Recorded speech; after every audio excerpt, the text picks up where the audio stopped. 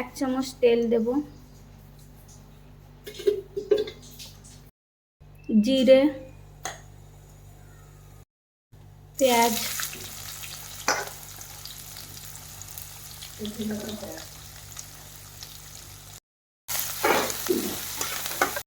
কাঁচা লঙ্কা। হালকা হালকা ভাজা হয়ে যাওয়ার পরে ভেন্ডিগুলো দিয়ে দিতে হবে। স্বাদ অনুসারে লবণ, হলদি,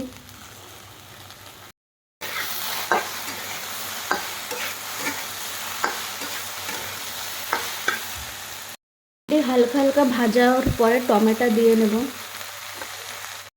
লঙ্কার পাউডার দিয়ে নেব। আসলে চালিয়ে নেব। আমার চ্যানেলে সবসময় এরকম ইজি অ্যান্ড ভালো ছোট রেসিপি পাবেন। সেজন্য আমার চ্যানেলটা লাইক করেন, সাবস্ক্রাইব করেন, শেয়ার করেন।